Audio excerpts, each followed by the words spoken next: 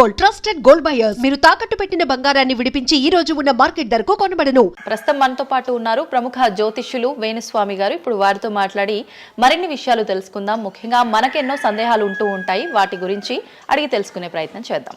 నమస్కారం అండి. నమస్తే తల్లి. ఓం నమో వెంకటేశాయ. వెంకటాద్రి సంస్థానం బ్రహ్మాండే నాసికించిన వెంకటేశ సమోదేవో నా భూతో నా భవిష్యతి. ఇప్పటి వరకు కూడా రకరకాల విపత్తులు అయితే మనం చూసాం. గత ఉగాది మన కొత్త సంవత్సరం నుంచి కూడా ఇప్పటి వరకు చాలా విపత్తులు చూసినాం. అంటే పంచభూతాల్లో ఒక్కొక్కటి ఒక్కొక్క ప్రళయంగా, అగ్ని ద్వారా కావచ్చు, గాలి ద్వారా కావచ్చు, రకరకాలుగా. ఇప్పుడు ఈ గ్రహాల మార్పుల వల్ల ఏవో రాబోతున్నాయని, మొన్న రీసెంట్గా బ్రహ్మంగారి ఇల్లు కూలింది అని, అంటే ఎక్కడ ఏ మూలన ఏం జరిగినా కూడా దాన్ని ప్రతి ఒక్కదానికి లింక్ చేసి దానివల్ల ఏదో దుష్ప్రభావాలు రాబోతున్నాయి, దీనివల్ల ఇబ్బందులు పడబోతున్నారని చెప్పి చెప్తున్నారు. మరి ఈ 2026 మనమైతే ఉగాది నుంచి చూసుకుంటాం, కానీ ఆంగ్ల నూతన సంవత్సరం రాబోతోంది. దీని ద్వారా మనకు ఉగాది వరకు ఈ మధ్య కాలంలో ఎలా ఉండబోతోంది, గ్రహాలు రాశుల పరంగా చూసుకుంటే, పంచభూతాల పరంగా చూసుకుంటే, తర్వాత మనకి సంవత్సరం మారిన తర్వాత ఎలా ఉండబోతోంది. 20 నిమిషాలు ఆడుకుందామనే ప్రయత్నం చేసిన నీకు ఇప్పుడు చిన్న ఫినిషింగ్ టచ్ ఇస్తా. అసలు నువ్వు జనవరి 1కు ముందు నా దగ్గరికి ఇంటర్వ్యూకి ఎందుకు వచ్చినావు? ఎందుకు రావు? ఉగాది కదా నువ్వు రావాలి. ఉగాదిది సపరేట్, అప్పుడు కొత్త పంచాంగం దృష్ట్యా ఇది సపరేట్. క్వశ్చన్ లేదు. ఎందుకని? తప్పు. దీనికి ఆన్సర్ చెప్పినాకనే ముందరకు పోవాలి మనం. ఉగాది 2026 మార్చి 19 నాడు శ్రీ పరాభవన సంవత్సరం వస్తుంది. దానికి కదా మనం పంచాంగం తీసుకోవాలి. నేను ఎందుకు ముందుగా వచ్చానంటే నేను దానికి ఆన్సర్ చెప్తా. మీరు ఎట్లాగో బిజీ పూజల్లో, మళ్ళీ నాకు అవకాశం దొరుకుతుందో లేదో తెలియదు. కాదు. కాంపిటీషన్ జీవితములో నిన్ను నువ్వు నిలబెట్టుకోవడానికి కొత్తదనాన్ని ఎంచుకొని నిన్ను నమ్ముకున్నటువంటి ఓనర్కు నీ పూర్తి కర్త కర్మ క్రియ నీ రిజల్ట్ను ఇవ్వడానికి నువ్వు చేస్తున్నటువంటి ఒక ప్రయత్నం, నిన్ను నువ్వు జనాల్లో కొత్తగా ప్రొజెక్ట్ చేసుకోవడానికి చేస్తున్నటువంటి ప్రయత్నం. అదే ప్రయత్నం వేణుస్వామి చేసిండు కామాఖ్య విషయం. అమ్మా ఇట్లొచ్చారా? అర్థమైందా?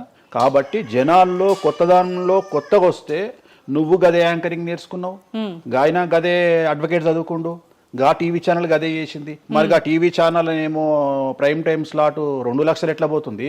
పనికి వాళ్ళ చిన్న ఛానల్ 2000 ఎందుకు పోతుంది అంటే, వాళ్ళు కష్టపడడానికి వాళ్ళు చేసిన స్టింగ్ ఆపరేషన్లు కావచ్చు, వాళ్ళు జీవితాన్ని నాశనం చేసిన విధానం కావచ్చు, వాళ్ళకి ఆ పేరు వచ్చింది.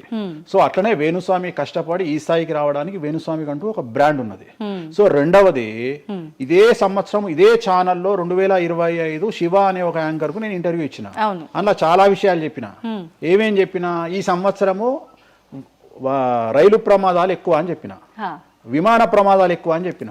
చెప్పంగా వెనకకించి వచ్చి వీడికి పని పాట లేదు, వీడు పొద్దుగా లేస్తే ఇటువే మాట్లాడతాడు అని తిట్టిరు నన్ను. మరి అయినప్పుడు ఒక్కడన్నా పెట్టడేంద్రా? పెట్టాలే కదా. ఎందుకు పెట్టారు అంటే, చివరికి జ్యోతిష్యం చెప్పుకునే స్వేచ్ఛ కూడా మా బొందకు లేకుండా చేసారు. జ్యోతిష్యంలో అరే ఇప్పుడు నా సొంత కవిత్వం కాదు, ఎవరిని అడిగినా చెప్తారు. ఈ సంవత్సరం గురువు అధిపతి కమాండర్ కేతువు అన్ని క్లియర్గా ఉన్నాయి. కేతువు అంటే మోక్షకారకుడు, భక్తికారకుడు. ఈ సంవత్సరం 2026లో ఎక్కడైతే జనాలు గుమిగూడు ఉంటారో అక్కడ ప్రాబ్లమ్స్ వస్తాయి. అది రేపు జరగబోయేటువంటి పుష్కరాలు కావచ్చు, రేపు జరగబోయే సమ్మక్క సారక్క పండగ కావచ్చు, లేకపోతే దేవాలయాల్లో ముక్కోటి ఏకాదశి కావచ్చు, ఎక్కడైతే భక్తి భావం ఉంటుందో అక్కడ చాలా పెద్ద పెను ప్రమాదాలు సంచలనాలు జరుగుతాయని శాస్త్రం చెప్తుంది. శాస్త్రం చెప్పినప్పుడు ఆ శాస్త్రాన్ని వేణుస్వామి చెప్తున్నాడు. దీన్ని కూడా తప్పు తీసుకుపోయి వేణుస్వామి ఏలినాడు శని నడుస్తుంది మేషరాశికి, మేషరాశి బాగుండదు అని చెప్పాలి కానీ మేషరాశి సూపర్ స్టార్లు అవుతారని నేనెందుకు చెప్తా అంటే, అక్కడ చూసిన వేణుస్వామి మన ఒక ఆమె నేను మీనరాశి బాగాలేదంటే మీనరాశికి బాగాలేదని చెప్తున్నా వేణుస్వామి ఎక్కడ ఎప్పుడు వేణుస్వామి అని ఇట్లా ఊతుంది, ఇట్లనే ఊతుంది ఆమె, ఇట్లనే అంటుంది వేణుస్వామి చెప్పిండు అని తిట్టింది. నువ్వు నమ్మవమ్మా, ఆమె అమెరికా నుండి పంచుప్రభాకర్ అని ఒక ఆయన ఉంటాడు, ఆయన తిట్టిండమ్మా ఆ బూతులు భగవంతా నేనైతే తెల్లారి చచ్చిపోతుండే. అంటే వాళ్ళిద్దరికి ఫైటింగ్ జరిగి గదే మీనరాశి అని చెప్తున్నాను నేను. ఆమె మీనరాశి అంట, గదే మీనరాశి అంటున్నాను. అంటే నేను చెప్పేది అదే. నేను చెప్పేది ఫస్ట్ శనీశ్వరుడు కాదు, శనేశ్వరుడు. శనీశ్వరుడు అని ఎందుకు వచ్చింది అంటే, ఒకరోజు శని శంకరుడు ఇద్దరు కలిసినప్పుడు శంకరుడు శనిని అడుగుతాడు, ఏందా నేను చూస్తే పెద్ద అందరు భయపడుతున్నారు, చాలా పెద్ద పెద్ద వాళ్ళు భయపడుతున్నారు, నువ్వు తోపు తురుమట కదా అంటాడు. అంటే నేను తోపు తురుమా కాదా, రేపు చెప్తా నీ సంగతి అంటాడు. ఎవరు? శని ఈశ్వరుని అంటాడు. అంటే ఏంది అంటే, రేపు నీ టైం వచ్చింది, నీ సంగతి ఏందో చెప్తా అంటాడు. అంటే తెల్లవారి పొద్దున సూర్యోదయానికి శంకరుడు పోయి ఒక చెట్టు తొర్రలో దాచుకొని సాయంత్రం సూర్యాస్తమయం వరకు చెట్టు తొర్రలనే ఉంటాడు. ఉండి బయటకు వస్తాడు. బయటకు వచ్చిన తర్వాత శని ఎదురుపడితే, నన్నేమో చేస్తా అన్నావు కదా, ఏం చేసినావు అంటాడు. అంటే నువ్వు లయకారకుడివి, ప్రపంచాన్ని శాసిస్తావు, ముల్లోకాలను శాసిస్తావు. అట్లాంటి నిన్ను తీసుకుపోయి సూర్యోదయం నుండి సూర్యాస్తమయం దానిక చెట్టు త్వరలో దాచిపెట్టిన, ఇంతకంటే నేను చేసేదే ఉంది అంటాడు. ఆట మొదలు పెట్టేశాడు అక్కడ ఆల్రెడీ. అప్పటి నుండి ఆయనకు శనీశ్వరుడు అని పేరు వచ్చింది. Okay okay. సో ఇది జరిగింది శంకరుడికి కూడా జరిగింది, రాముడికి కూడా జరిగింది. సో ఏలినాటి శని పీరియడ్లో, షష్టమ శని పీరియడ్లో బాధలు పడేటువంటి పరిస్థితి ప్రతి ఒక్కళ్లకు ఉంటుంది. రెండవసారి ఏలినాటి శనిలో మరీ దరిద్రంగా ఉంటుంది. కలియుగంలో దాని తీవ్రత చాలా ఎక్కువగా ఉంటుంది. కలియుగంలో ఫిజికల్ కంటే మానసికమైన దెబ్బలు చాలా ఎక్కువగా ఉంటాయి. జనాలు కొట్టే దెబ్బలు చాలా ఎక్కువగా ఉంటాయి. నరఘోష వల్ల తినే దెబ్బలు చాలా ఎక్కువగా ఉంటాయి. కలియుగ దైవమైనటువంటి వెంకటేశ్వర స్వామి వారికే ఎన్నో రకాల పూజలు చేసి దిష్టి తీయడానికి ప్రయత్నం చేస్తున్న సందర్భంలో ఆఫ్టర్ ఆల్ మానవుల మనమెంత. సో మన మీద ఎన్నో రకాల దుష్ప్రయోగాలు ఉంటాయి, ఎన్నో రకాల నరఘోషలు ఉంటాయి. సో ఇవన్నీ జనాలకు తెలియజేయాల్సిన బాధ్యత ఒరిజినల్ పండితుడిగా, ఒరిజినల్ జ్యోతిష్కుడిగా నా మీద ఉంది. సో సొంత కవిత్వము జనాలకు పాజిటివ్గా చెప్పడానికి నేనేమి ఏమో అంటారు కదా, వ్యక్తిగత ఏదో అంటారు వాళ్ళను, వ్యక్తిగతంగా కౌన్సిలింగ్ ఇచ్చేటువంటి వాడిని కాదు నేను. సో నేను శాస్త్రం ఏం చెప్పిందో నేను దాన్ని మాత్రమే జనాలకు చెప్పడానికి నేను ఇక్కడ ఉన్నా. అంతేగాని క్యాన్సర్ వచ్చిన పట్టుకొని నీకు ఏం లేదు అని చెప్పి వాడిని ఇంటికి పంపించి 2 రోజుల తర్వాత సచ్చేటట్టు చేసేటువంటి నీచుడిని నేను కాదు. క్యాన్సర్ వస్తే క్యాన్సర్ వచ్చింది, ధైర్యంగా బతుకు, ఇంకా బతుకు, నీ కోరికలు తీర్చుకో, అన్ని కోరికలు తీసుకొని సావు అని చెప్తా. రెండవది, అన్ని తిని 60 ఏళ్ళు పోతే ఏం తినకుండా 80 ఏళ్ళు బతికితే లాభం లేదు. సో కలియుగంలో ఇవన్నీ సమస్యలు చాలా తీవ్రంగా ఉంటాయి. భార్యాభర్త కారులో పోతే పక్కింటోడు ఏడిస్తొస్తాడు, మంచి కారు కొనుక్కుంటే ఏడిస్తొస్తాడు, ఒక పిల్లగాడు మంచి ఉత్తీర్ణత శాతంలో పాస్ అయితే ఏడిస్తొస్తారు, మంచి ఉద్యోగం వస్తే ఏడిస్తొస్తారు, ఒక పొలిటికల్ బాగుంటే తెస్తాడు, ఒక యాంకర్కు డబ్బులు వస్తే తెస్తాడు. సో ప్రతి దగ్గర ఏడుపు ఏడుపు ఏడుపు, జలసు అనేటువంటిది రాజ్యమేలుతున్నటువంటి సందర్భంలో తెలుగు రాష్ట్రాలలో అది పీక్ స్థాయిలో ఉండేటువంటి పరిస్థితులలో నిజాలు చెప్పి జనాలని భయానికి దూరంగా ఉంచాల్సినటువంటి బాధ్యత నాది, జరగబోయే నష్టం నుండి కాపాడాల్సినటువంటి బాధ్యత నాది అని ఇంతమంది రాళ్ళేసినా, ఇంత చెండాల పనులు చేసినా, వ్యక్తిగతంగా నన్ను విమర్శలు చేసినా నేను ఎవరిని వ్యక్తిగతంగా విమర్శించడం లేదు. ఎందుకంటే ప్రతి ఒక్కడి ముడి కింద ఖచ్చితంగా సమస్యలు ఉంటాయి. ఈ శుద్ధపూస ఎవడూ కాదు. నాకంటూ నెల రోజులు పక్కకు తీస్తే ఒక్కొక్కటి జాతకాలు చెప్పగలుగుతా అందరివి. నేను వాటి జోలికి బోదలుచుకోవట్లేదు. శాస్త్రం ఏం చెప్పిందో శాస్త్ర ప్రామాణికంగా నేను జనాలకు తెలియజేయాలని కోరుకుంటున్నా. సో లాస్ట్ ఇయర్ ఎట్లా జరుగుతుందో 2025లో అనుభవించిన కష్టం కంటే 2026 ఎక్కువ, 2026 కంటే 27 ఎక్కువ, 27 కంటే 28 ఎక్కువ.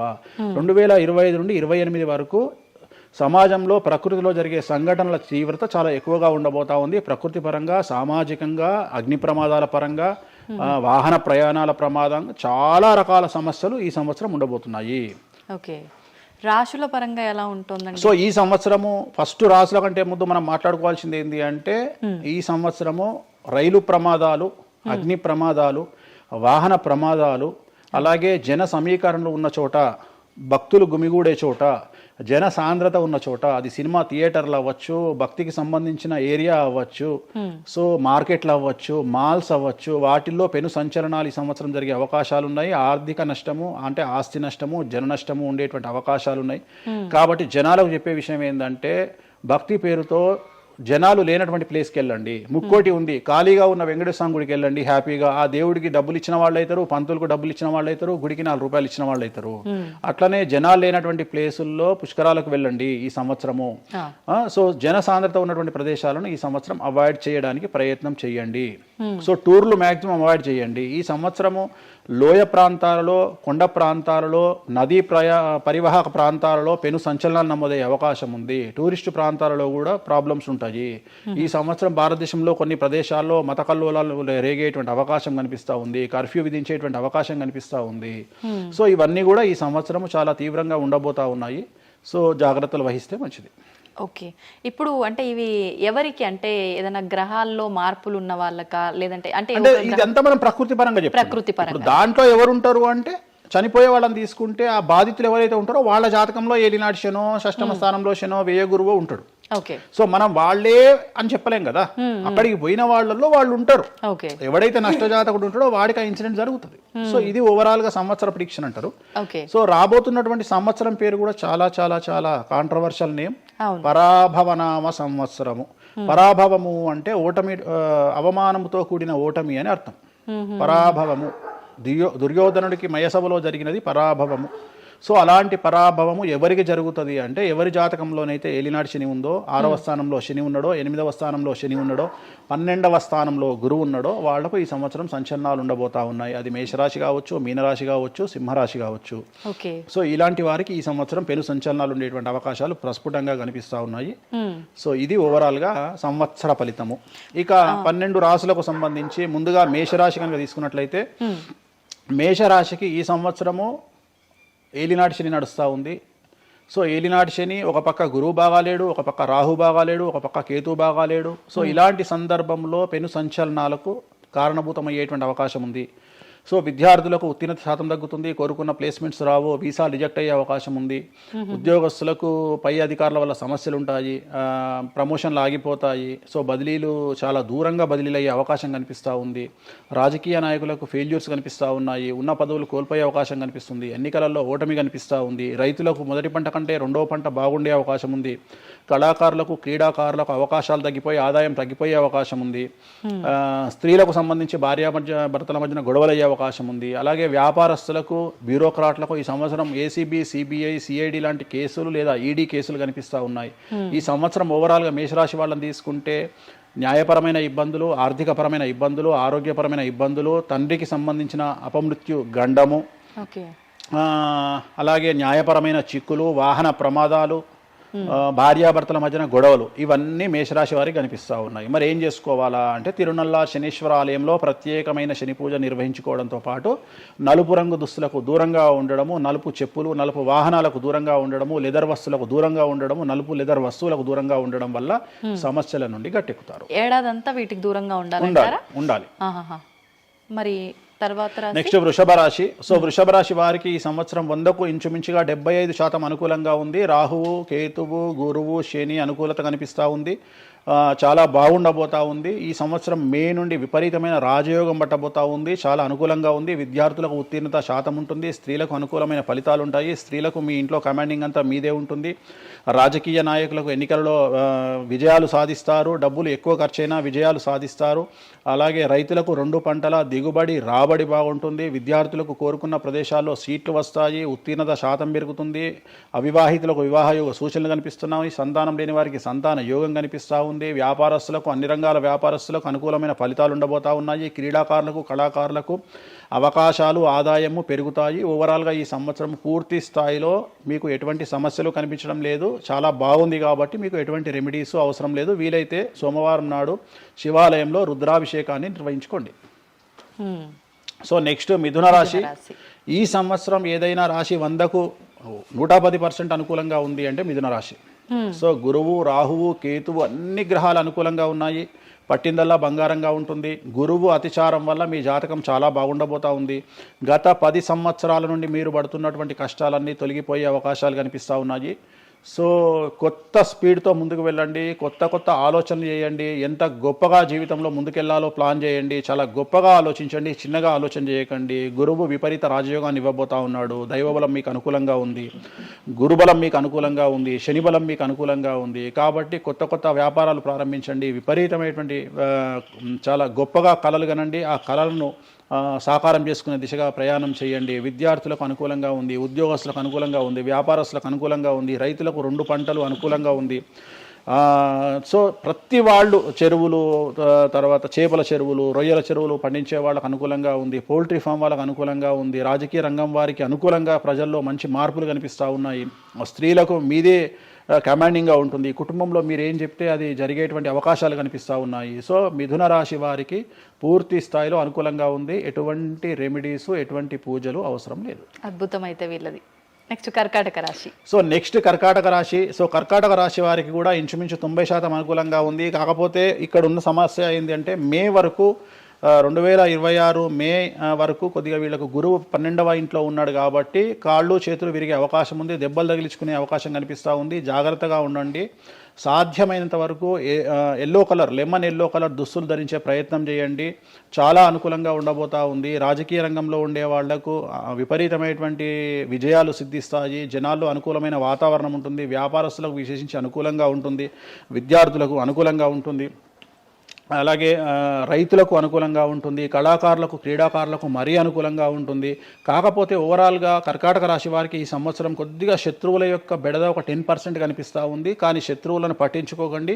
శని బలం వల్ల వాళ్ళు ఎంత ప్రయత్నాలు చేసినా, రాహు బలం వల్ల వాళ్ళు ఎంత ప్రయత్నాలు చేసినా మిమ్మల్ని ఎవరు ఏమీ చేయలేరు.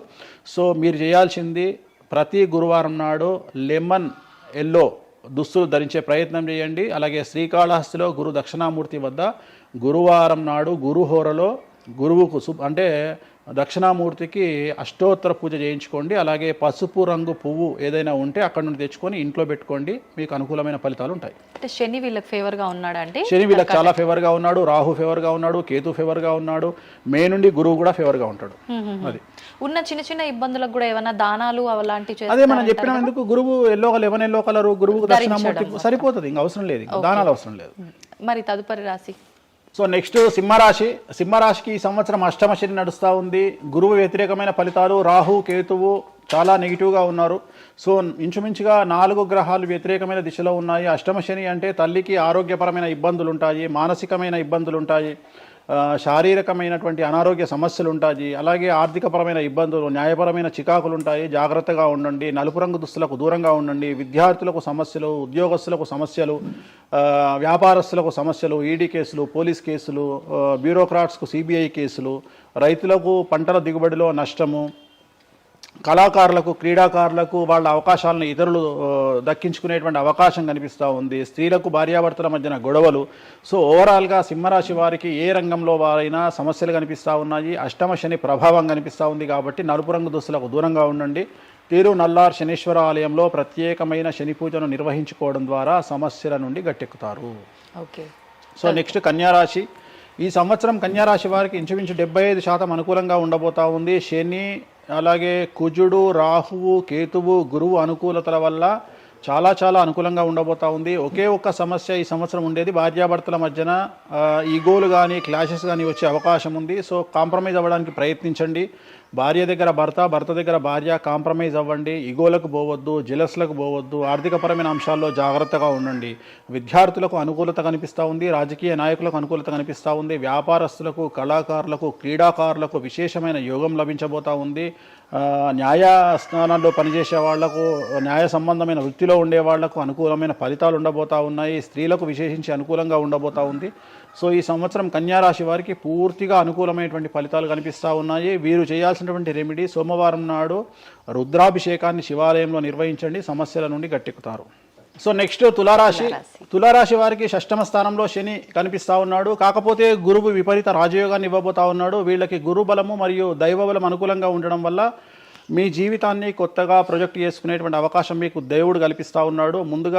ముందుకు వెళ్ళే ప్రయత్నం చేయండి. చాలా కొత్తగా మిమ్మల్ని మీరు ఆవిష్కరించుకునే ప్రయత్నం చేయండి. మిమ్మల్ని మీరు కొత్తగా సమాజానికి చూపించుకోండి. దానివల్ల మీ ఆలోచనలు మార్చుకోండి. చాలా గొప్పగా థింక్ చేయండి, గొప్పగా కలలు కనండి, వాటిని సాకారం చేసుకోండి.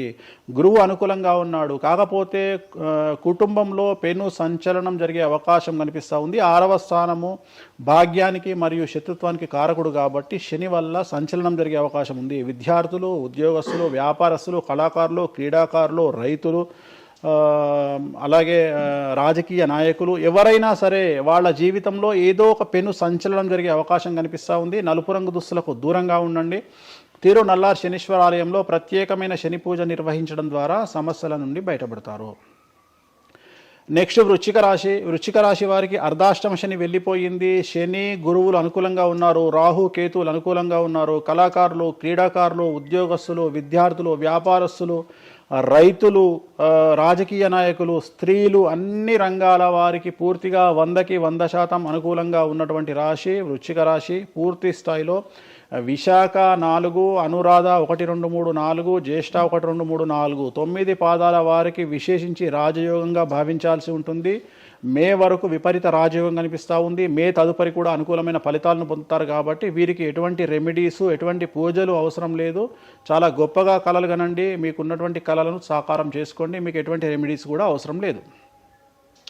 నెక్స్ట్ ధనుస్సు రాశి. ధనుస్సు రాశి వారికి అర్ధాష్టమ శని నడుస్తూ ఉంది. అర్ధాష్టమ శని అనేటువంటిది డబ్బులను అధికంగా ఇచ్చి ఆ డబ్బుల ద్వారా సమస్యలు తెచ్చేటువంటి ఒక పరిస్థితి. అంటే డబ్బులు లేకపోతేనే సమస్యలు అంటారా? డబ్బులు ఉంటే కూడా సమస్యలు. డబ్బులు ఉన్నప్పుడు వాటిని మనం ఖర్చు చేసే విధానంలో సమస్యలు, వాటిని మనం ఎలా సమాజంలో ఖర్చు పెట్టబోతున్నామనే సమస్యలు ఏర్పడేటువంటి అవకాశం ఉంది. కాబట్టి మీరు ఇన్వెస్ట్మెంట్ చేయడంలో కానీ, అప్పులు ఇవ్వడంలో కానీ, ఎవరికైనా అప్పులు ఇవ్వడంలో కానీ, చిట్టీలు వేయడంలో కానీ, సహాయం చేయబోయేటప్పుడు కానీ జాగ్రత్తలు తీసుకోండి. ఎటువంటి పరిస్థితుల్లోనూ డబ్బులు ఎవరికి ఇవ్వవద్దు.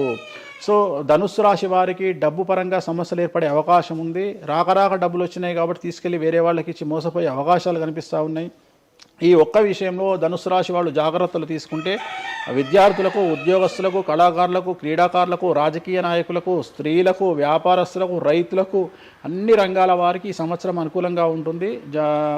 ఓన్లీ మీరు చేయాల్సిన రెమెడీ నలుపు రంగు దుస్తులకు దూరంగా ఉండండి. తిరునల్లార్ శనీశ్వర ఆలయంలో ప్రత్యేకమైన శని పూజ నిర్వహించడం ద్వారా సమస్యల నుండి గట్టెక్కుతారు. నెక్స్ట్ మకర రాశి వారికి ఈ సంవత్సరం చాలా అనుకూలంగా ఉంది. ఈ సంవత్సరం అండర్లైన్ చేయాల్సిన విషయం ఏమిటంటే మకర రాశి వారికి భార్యాభర్తల మధ్యన గ్యాప్ ఏర్పడేటువంటి అవకాశం ఉంది. గొడవలు వచ్చే అవకాశం ఉంది. ఈగోస్ వల్ల కానీ వేటి వల్ల అయినా సమస్యలు వచ్చే అవకాశం ఉంది. అది కాకుండా విద్యార్థులకు అనుకూలతలు ఉంటాయి, ఉద్యోగస్తులకు అనుకూలతలు ఉంటాయి, రైతులకు 2 పంటల దిగుబడి రాబడి ఉంటుంది. అలాగే రాజకీయ నాయకులకు సమాజంలో మంచి పేరు ప్రఖ్యాతులతో పాటు పదవులు సిద్ధిస్తాయి. రైతులకు 2 పంటల దిగుబడి రాబడి ఉంటుంది. వ్యాపారస్తులకు రూపాయికి 100 రూపాయల లాభం ఉంటుంది. స్త్రీలకు కోరుకున్నటువంటి ఫలితాలు ఉంటాయి. అన్ని రంగాల వారికి అనుకూలమైన ఫలితాలు మకర రాశి వారికి ఉండబోతా ఉన్నాయి. వీరు సోమవారం నాడు శివాలయంలో రుద్రాభిషేకం నిర్వహించుకున్నట్లయితే సమస్యల నుండి గట్టెక్కుతారు. సో నెక్స్ట్ కుంభరాశి వారికి ఏలినాడు శని చివరి అంకంలో ఉంది. చాలా సమస్యలు కనిపించబోతా ఉన్నాయి. కుటుంబంలో ఎవరిని తీసుకున్నా విద్యార్థులు, ఉద్యోగస్తులు, వ్యాపారస్తులు, కళాకారులు, క్రీడాకారులు, రాజకీయ నాయకులు, స్త్రీలు, ఉద్యోగస్తులు, బ్యూరోక్రాట్లు అందరికీ సమస్యలు ఉన్నాయి. వాహన ప్రమాదాలు, పోలీస్ కేసులు, కోర్టు కేసులు, ఆరోగ్యపరమైన ఇబ్బందులు, మానసికమైన ఇబ్బందులు, స్త్రీలకైతే థైరాయిడ్ సమస్యలు, పీసీఓడి సమస్యలు, గర్భసంచికి సంబంధించిన సమస్యలు, మానసికమైన ఇబ్బందులు బాధించే అవకాశం కనిపిస్తూ ఉంది. జాగ్రత్తగా ఉండండి. నలుపు రంగు దుస్తులకు దూరంగా ఉండండి. శనివార నియమాన్ని పాటించండి. సప్త శనివార వ్రతాన్ని పాటించండి. సప్త శనివార వ్రతం అంటే శనివారం నాడు శ్రీ వెంకటేశ్వర స్వామి వారికి సంబంధించినటువంటి వ్రతము. ఇది పుస్తకం మీకు మార్కెట్లో దొరుకుతుంది. తీసుకొచ్చుకొని 7 వారాల పాటు 7 శనివారాల పాటు చేయండి. సమస్యల నుండి గట్టెక్కుతారు. ఇక చివరిది లాస్ట్ది అనేటువంటిది మీనరాశి వారికి ఈ సంవత్సరం జన్మశని నడుస్తూ ఉంది. జన్మశని చాలా డేంజరస్గా ఉండబోతూ ఉంది. ఏ రంగంలో ఉండే వారికైనా ఈ సంవత్సరం సమస్యలు తప్పవు. ఆర్థికంగా, సామాజికంగా, న్యాయపరంగా, ఆరోగ్యపరంగా, వాహన ప్రమాదాలు అవ్వచ్చు, ఆర్థికపరమైన నష్టాలు అవ్వచ్చు, పోలీస్ కేసులు అవ్వచ్చు, ఇంట్లో తల్లిదండ్రులు ఒకళ్లకు ప్రాణగండాలు అవ్వచ్చు, భార్యాభర్తల మధ్యన గొడవలు అవ్వచ్చు. మరీ ముఖ్యంగా ఈ సంవత్సరం మీనరాశి జాతకులు ఉండేటువంటి ఇళ్లలో మగవాళ్లకు సంపాదన లేకుండా ఖాళీగా ఉండడం వల్ల ఆడవాళ్ళు మాత్రమే సంపాదించి, ఆడవాళ్ల ఉద్యోగంతో డబ్బులు సంపాదించి, ఆడవాళ్ళ అంటే భార్యల మీదనో, ఆడవాళ్ళ కూతుళ్ళ మీదనో, తల్లి మీదనో బ్రతికేటువంటి పరిస్థితి మగవాళ్లకు ఉండే అవకాశం ఉంది. కాబట్టి ఈగోలను చంపుకోండి. సో ఆడవారి మీద బ్రతకడానికి సిద్ధపడండి, కష్టపడండి, మానసికంగా సంసిద్ధులుగా ఉండండి. అంటే అలాంటి ఒక కండిషన్ ఈ సంవత్సరం ఉండబోతా ఉంది. ఈ ఒక్క సంవత్సరాన్ని కనుక మీరు దాటగలిగితే మీ జీవితంలో మంచి పొజిషన్లకు వెళ్తారు. సో నలుపు రంగు దుస్తులకు దూరంగా ఉండండి. రాత్రిపూట ప్రయాణాలు చేయకండి. వాహన ప్రమాదాలు జరిగే అవకాశం కనిపిస్తూ ఉంది. జన సమూహం ఉన్నటువంటి ప్రాంతాలకు వెళ్ళకండి. సో జాగ్రత్తలు తీసుకోండి. నలుపు రంగు దుస్తులకు దూరంగా ఉండండి. తిరునల్లార్ శనీశ్వర ఆలయంలో ప్రత్యేకమైన శని పూజ నిర్వహించడం ద్వారా సమస్యల నుండి బయటపడతారు. ఇప్పుడు ఈ రాశి ఫలాల్ని ఈ మధ్యకాలంలో చాలా మంది ఫాలో అవుతున్నారండి. ఇది అక్షరం అంటే పేరులో మొదటి అక్షరాన్ని బట్టి ఫాలో అవ్వాలా, లేదంటే డేట్ ఆఫ్ బర్త్ బట్టి వచ్చే రాశిని ఫాలో అవ్వాలా? ఇది పేరులో దాని సంబంధం లేదు. డేట్ ఆఫ్ బర్త్ ప్రకారం చూసుకోవాలి. రెండోది ఇది గోచారం, గ్రహచారం వేరు, గోచారం వేరు. ఇది జస్ట్ గోచారం ప్రకారం ఎలాగైతే మనము సౌరమానం ప్రకారము మనం చూసుకుంటామో అలా ఇది ఓన్లీ చాంద్రమానం ప్రకారము మీ నక్షత్రం ప్రకారం చూసుకోవాల్సిందే. మళ్ళీ వ్యక్తిగతమైన జాతకం వేరు. అంటే ఒక 3-4 రాశులు మినహాయించి అన్ని రాశుల వారికి కొంచెం ఇబ్బందికర పరిస్థితులే ఉన్నాయి. దానికి మీరు చెప్పిన రెమెడీస్ చేసుకుంటే సరిపోతుంది. ధన్యవాదాలండి, చాలా చక్కగా వివరించారు. ఓం నమో వెంకటేశాయ.